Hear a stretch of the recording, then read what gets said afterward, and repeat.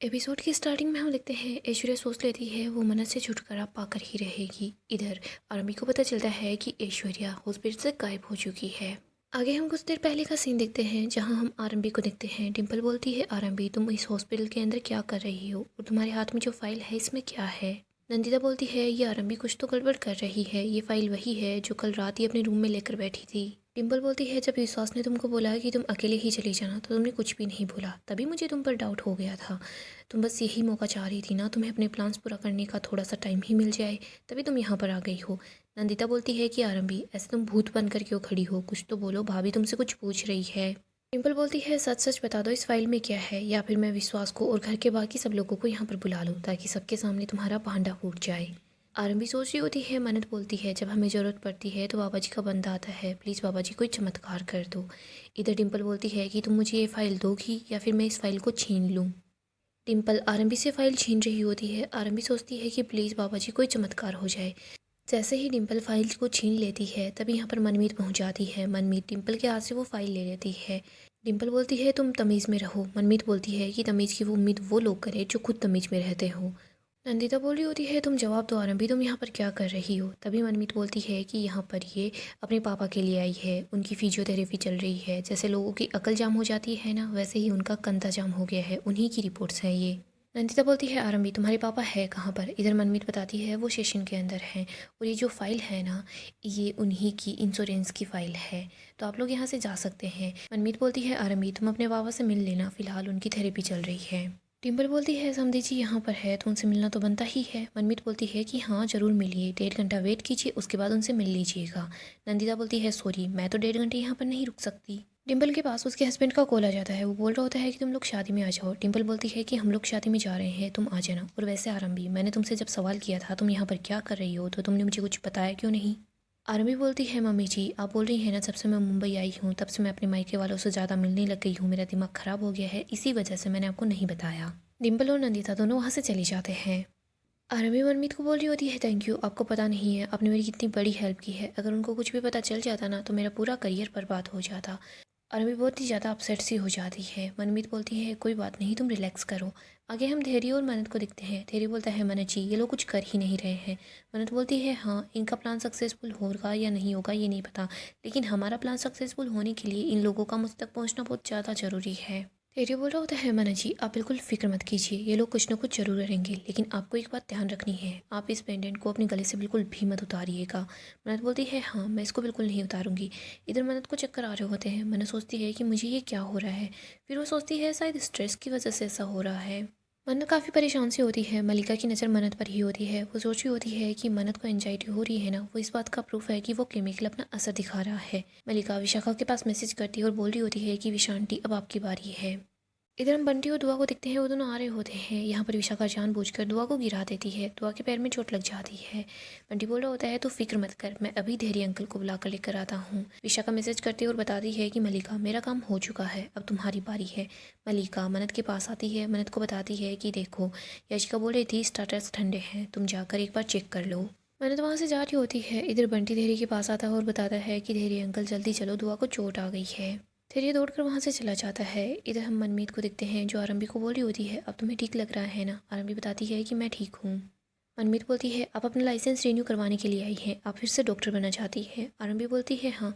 मनमीत बोलती है कि देखो डॉक्टर बनना या फिर प्रैक्टिसिंग डॉक्टर बनना कोई मजाक नहीं है, अपनी फैमिली को सबक सिखाने के लिए ये सब कुछ करना ठीक नहीं है।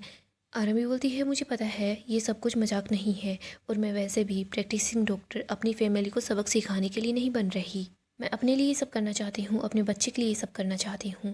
मनमीत बोलती है, आरंभी आपको क्या लगता है आप 20 घंटे ड्यूटी कर पाएंगी और ऐसे अपनी फैमिली को बताए बगैर जो तुम्हारी फैमिली है वो तुम्हारे पीछे पीछे कहीं भी आ जाती है। मनमीत आरंभी को समझा रही होती है कि देखो तुम्हें डॉक्टर बनने का चांस मिला था, हज़ारों लोगों को सीट मिलती है, तुम्हें वो सीट मिली थी, तुमने एमबीबीएस किया, लेकिन फिर तुम सब कुछ करने के बाद शादी करके घर बैठ गई। तुम्हारे ऐसे करने की वजह से उस एक इंसान को सीट नहीं मिली जो तुम्हारी जगह सीट ले सकता था। क्या पता वो डॉक्टर बना या नहीं बना, और आज फिर तुम यहाँ पर लाइसेंस रिन्यू करवाने के लिए आई हो। अब मुझे नहीं पता तुम्हें ये जगह क्यों मिली है, तुम्हारे टैलेंट की वजह से मिली है या फिर टंडन्स के नाम की वजह से मिली है, लेकिन आज भी तुम्हारी वजह से कोई पीछे रह सकता है। तुम्हें तो अच्छे से पता है तुम्हारी फैमिली कब भी आ सकती है और वो तुम्हें ड्यूटी नहीं करने देगी। और मैं तुम्हें ट्रेन करके रिस्क क्यों ही लूँ। आरंभी बोलती है कि रिस्क मत लो, इन्वेस्ट करो। मनमीत, मैंने बहुत कुछ सोच समझ कर अपने आप को चूज किया है, प्लीज़ तुम मेरी हेल्प करो। आरंभी बोलती है तुम प्लीज़ बस मुझ पर एक बार भरोसा कर लो, तुम मुझे बताओगी ना, मैं वही सब कुछ करूँगी।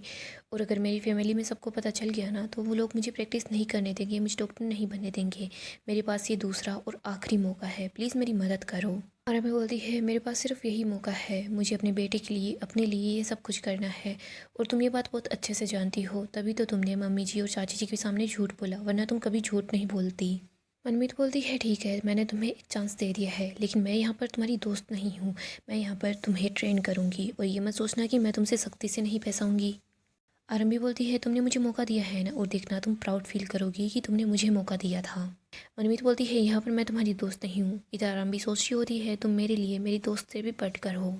आरंभी सोच रही होती है मुझे मन्नत की हेल्प करने के लिए जाना होगा। आगे हम सलूजा मेंशन का सीन देखते हैं। सारे गेस्ट आ जाते हैं, एक दूसरे से मिल रहे होते हैं। तभी यहाँ पर मन्नत याशिका के पास आती है, उसको बता रही होती है कि मैंने स्टार्टर्स चेक किए हैं, वो गर्म है। याशिका बोलती है मैंने जब चेक किए थे तब वो ठंडे थे, तो मैंने सोचा कि अगर गेस्ट को बुरा लगेगा इसीलिए मैंने मल्ला को बोला था वो तुम्हें आकर बता दे। याशिका मन्नत को बोलती है मन्नत मुझे तुम्हारी एक हेल्प चाहिए थी। क्या है ना, विशाखा आंटी ने मेरे रूम के अंदर मंगलसूत्र रखा है, तुम वो मंगलसूत्र लेकर आ जाओ। मन्नत वहाँ से जाने लगती है, उसको बार बार चक्कर आ रहे होते हैं। विक्रांत सोच रहा होता है मन्नत ठीक तो है ना। इधर मन्नत के पास आरंभी का कॉल आता है। आरंभी ऑटो में बैठ जाती है। आरंभी बोल रही होती है सॉरी मन्नत, मैं थोड़ा सा लेट हो गई, बट मैं जल्दी ही आ जाऊँगी, तुम फिक्र मत करना। वैसे उन्होंने कुछ किया है क्या? मन्नत बताती है अभी तक तो उन्होंने कुछ नहीं किया है, इसी बात की वजह से मैं परेशान हूँ।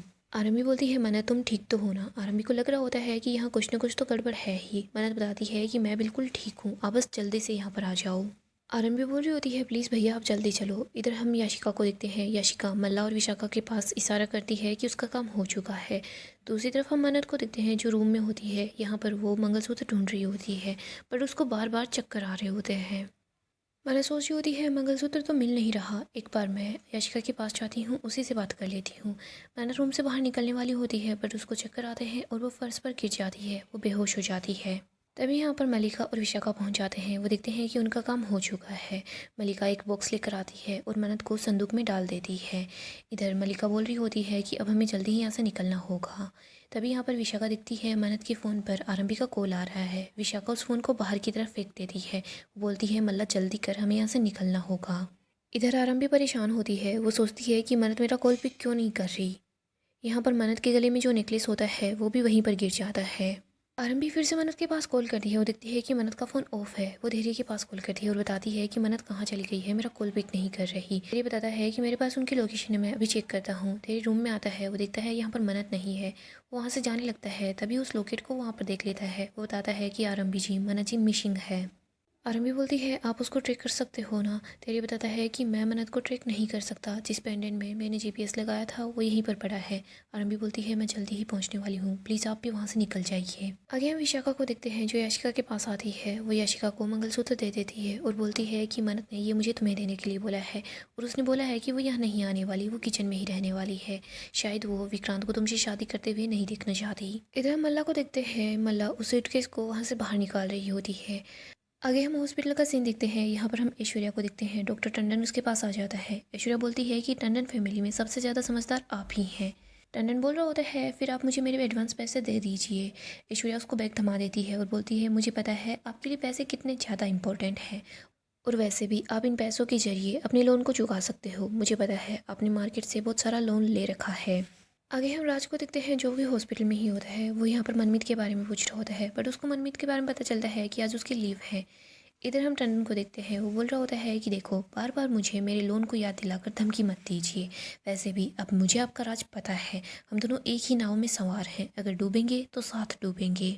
ऐश्वर्या बोलती है मैंने आपको जितना बोला है आप उतना कीजिए, आपको सर्जरी करनी है सर्जरी कीजिए और उसके बाद भूल जाइए क्या हुआ था। राज ऐश्वर्या के रूम में आ जाता है। वो बोलता है कि चाचू आप यहाँ पर। आर्यन बोल रहा होता है कि तो अभी तक शादी में नहीं गया। राज बोलता है बस मैं अभी निकल रहा हूँ। आर्यन बोलता है कि वैसे मैं नहीं जाने वाला, क्योंकि मुझे भैया ने बोला है मैं यहीं पर रुकूँ।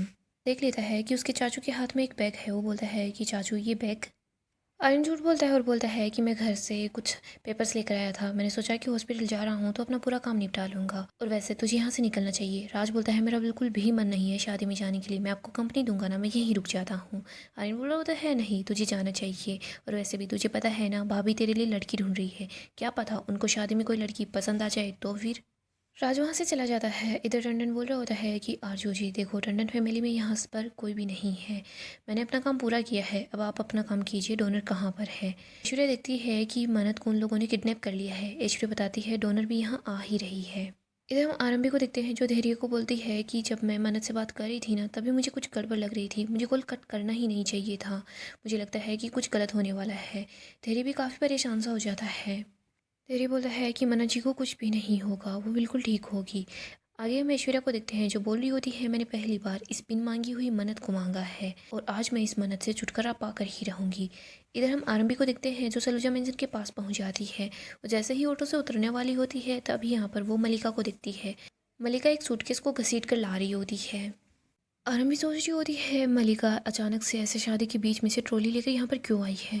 आरंभी को मलिका पर डाउट होता है। यहाँ पर मलिका कुछ लोगों को बुलाती है और बोलती है कि जल्दी से इस सूटकेस को गाड़ी के अंदर रख दो। वो लोग उसे गाड़ी के अंदर रखकर वहाँ से चले जाते हैं। इधर मल्ला गाड़ी स्टार्ट करती है, वहाँ से निकल रही होती है। आरंभी सोच रही होती है यहाँ पर कुछ ना कुछ तो गड़बड़ है। आरंभी ऑटो वाले को बोल देती है कि भैया प्लीज़ आप इस गाड़ी का पीछा कीजिए। आरंभी धैर्य के पास कॉल करने की कोशिश करती है बट उसकी धैर्य से कोई बात नहीं हो पाती। इधर हम मनमीत को देखते हैं जो हॉस्पिटल में पहुंच जाती है। यहीं पर हम ऐश्वर्या को देखते हैं जो रविंद्र के साथ होती है। वो रविंद्र को बोलती है रविंद्र जल्दी करो, वरना हम पर किसी को डाउट हो जाएगा तो पूरा का पूरा प्लान फेल हो जाएगा। रविंद्र ऐश्वर्या को लेकर जा रहा होता है। यहाँ पर मनमीत भी होती है बट वो उसको नहीं देख पाती। तभी ऐश्वर्या एक औरत से टकरा जाती है। वो औरत बोल रही होती है कि सॉरी। रविंद्र गुस्सा करता है और बोलता है कि तुम देखकर नहीं चल सकती क्या। इधर मनमीत देखती है, उसको लग रहा होता है कि ये आरजू जी है क्या। वो सोचती है कि आरजू ही है। इसके बाद वो उसको आवाज़ लगाती है बट वो लोग रुकते नहीं हैं। मनमीत सोच रही होती है कि वो सच में आरजू जी थी क्या, लेकिन वो कौन था जो उनको ले जा रहा था और कहाँ लेकर जा रहा है। मुझे पहले पता करना होगा आरजू जी यहाँ है या कहीं चली गई है। इधर आरंभी मल्लिका का ही पीछा कर रही होती है। यहीं पर हम मन्नत को देखते हैं जिसको थोड़ा बहुत होश आता है। वो सोच रही होती है कि मन्नत तुझे घबराना नहीं है, सब ठीक हो जाएगा, तुझे बस हिम्मत रखनी है।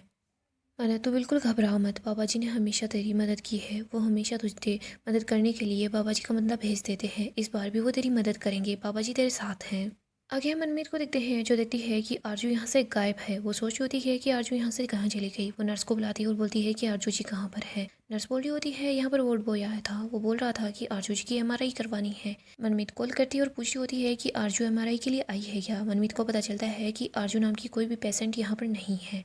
मनमीत सोच रही होती है कि ये सब कुछ क्या चल रहा है, आरजू जी अचानक से कहाँ चली गई। मनमीत सोच रही होती है मुझे डॉक्टर विश्वास से बात करनी होगी, उनको बताना होगा कि आरजू जी यहाँ नहीं है।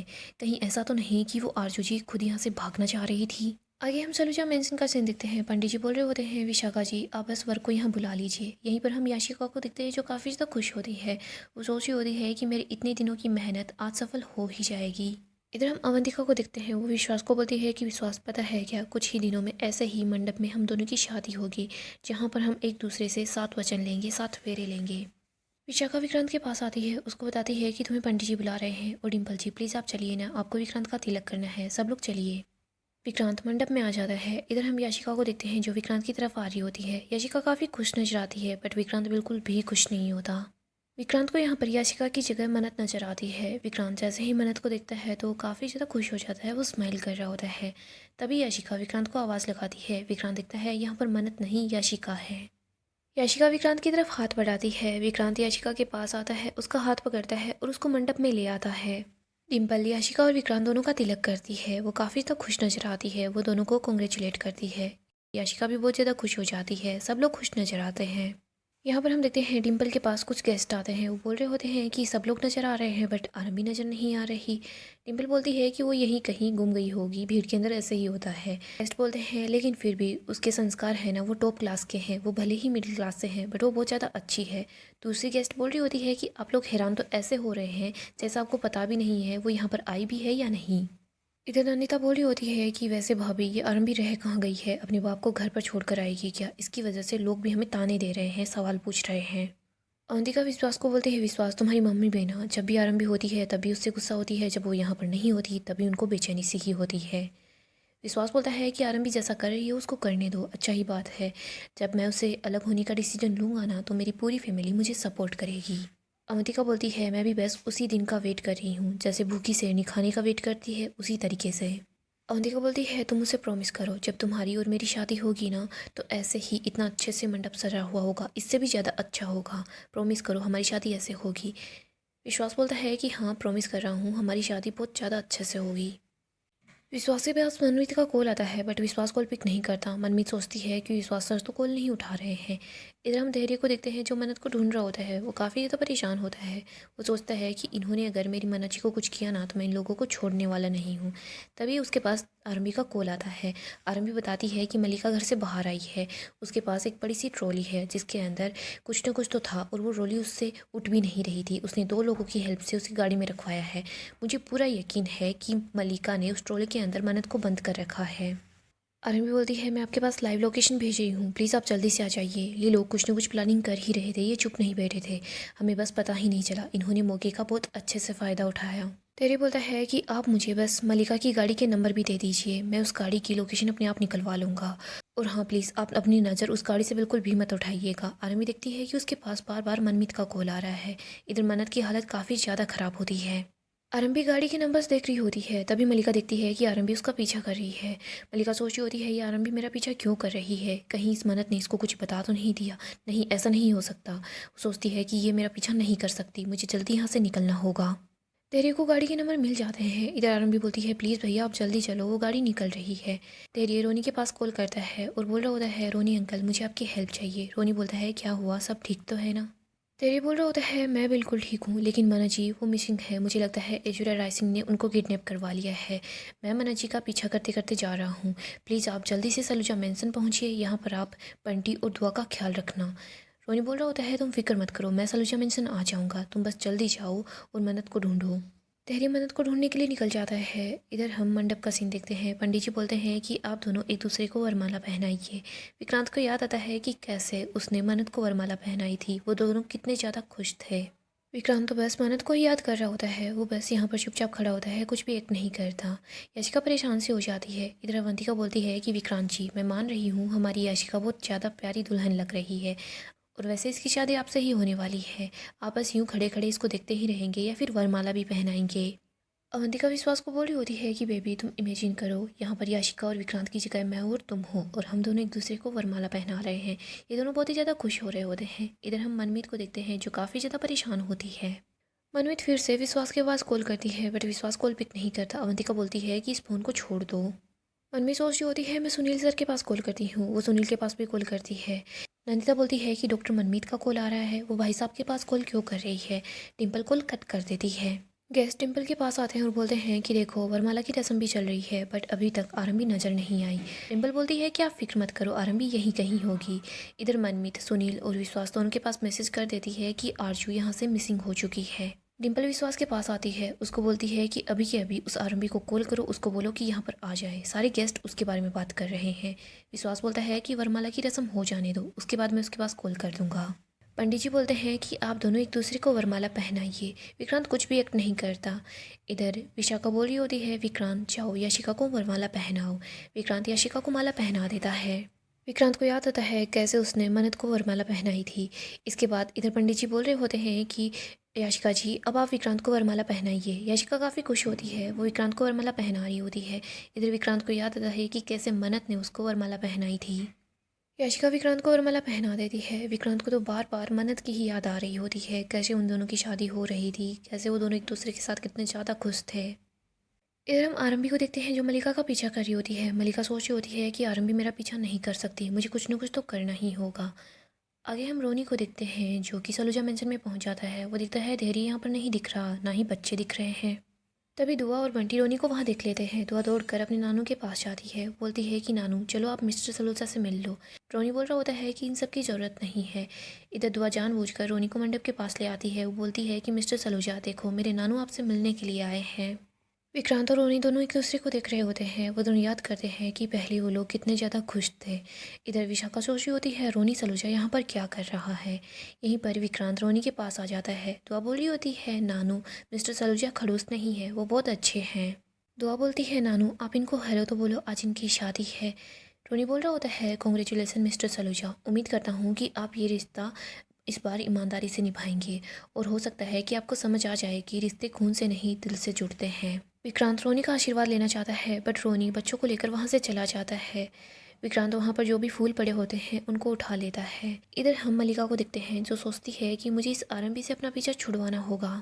मल्लिका देखती है कि सामने से एक ठेले वाला जा रहा है। मल्लिका जानबूझकर उस ठेले वाले को टक्कर मारती है और वहाँ से चली जाती है। यहाँ पर हम देखते हैं लोग इकट्ठा हो जाते हैं। आरंभी वहीं पर फंस जाती है, वो मल्लिका का पीछा नहीं कर पाती। आरंभी को पता चलता है कि वो यहाँ से आगे नहीं जा पाएगी। आरंभी ऑटो से बाहर आ जाती है, वो रो रही होती है, वो बोलती है मन्नत। वो सोच रही होती है कि प्लीज़ भगवान जी आप मेरी हेल्प कीजिए, जब भी मुझे ज़रूरत पड़ी है मन्नत ने मेरा साथ दिया है, आप उसको अकेला नहीं छोड़ सकते, मुझे कोई रास्ता दिखाइए। आरंभी रो रही होती है और बोल रही होती है कि मुझे समझ नहीं आ रहा कि मैं उसकी हेल्प कैसे करूं। तो भी उसके पास मनमीत का कॉल आता है। आरंभी कॉल पिक कर लेती है। मनमीत बोल रही होती है कि आरंभी जी डॉक्टर विश्वास आपके पास ही है क्या, मुझे उन्हें कुछ अर्जेंट बताना है, हॉस्पिटल में बहुत बड़ा कांड हो गया है। आरंभी बोलती है क्या हो गया है। मनमीत बताती है कि आरजू जी गायब हो गई है। मैंने विश्वास सर से बात करने की कोशिश की, सुनील सर से भी बात करने की कोशिश की बट वो लोग कॉल पिक नहीं कर रहे। आरंभी बोलती है ठीक है मैं बता दूंगी। आरंभी सोच रही होती है कि ऐश्वर्या राय सिंह हॉस्पिटल से जा चुकी है और मन्नत को भी उन्होंने किडनैप कर लिया है। पता नहीं क्या हो रहा होगा। गाइस अपकमिंग एपिसोड काफ़ी ज़्यादा धमाकेदार होने वाला है। अपकमिंग एपिसोड में हम देखेंगे मन्नत ऐश्वर्या के पास पहुंच जाती है। यहाँ पर ऐश्वर्या बोल रही होती है कि मन्नत आज तुम नहीं बच पाओगी। मन्नत बोलती है कि देखते हैं आज कौन बचता है और कौन नहीं बचता। यहाँ पर ऐश्वर्या तो काफ़ी ज़्यादा खुश हो जाती है। वो बोलती है कि मन्नत तुम यहाँ पर अपनी माँ की जान बचाने के लिए आई हो, लेकिन तुम अपनी जान नहीं बचा पाओगी। यहाँ पर मल्लिका भी साथ होती है। तो इधर दूसरी तरफ हम आरंभी को देखते हैं। वो सोचती है कि पता नहीं मन्नत कहाँ होगी। तभी वो शादी के मंडप में पहुँच जाती है और वो विक्रांत को बताती है कि मन्नत गायब हो गई है, उसको किसी ने किडनैप कर लिया है। विक्रांत बोलता है क्या, लेकिन कोई मन्नत के साथ ऐसा क्यों ही करेगा। आरंभी बताती है कि मन्नत को किसी और ने नहीं मल्लिका ने और आरजू जी ने मिलकर किडनैप किया है। विक्रांत बोलता है कि आरजू जी मन्नत के साथ ऐसा क्यों करेगी। आरंभी बता रही होती है क्योंकि आरजू जी ही ऐश्वर्या राय सिंह है। ये सुनकर विक्रांत काफ़ी ज़्यादा झटके में होता है। विक्रांत बोलता है कि मतलब आपने भी मन्नत की बातें मान ली है। विक्रांत बोलता है मैं कितनी बार समझाऊं, वो आरजू ही है, ऐश्वर्या राय सिंह नहीं है। इधर आरंभी बोल रही होती है कि वो ऐश्वर्या राय सिंह है, आपको मेरी बात समझ क्यों नहीं आ रही, और मल्लिका ने मन्नत को किडनैप कर लिया है। यहाँ पर विक्रांत सोच रहा होता है कि मुझे मन्नत को ढूंढना ही होगा। विक्रांत धैर्य सब लोग मिलकर मन्नत को ढूंढते हैं। सो दोस्तों नेक्स्ट एपिसोड काफ़ी इंटरेस्टिंग होगा। अपडेट के लिए आप हमारे चैनल को सब्सक्राइब करें, साथ ही साथ वीडियो को लाइक भी कर दें।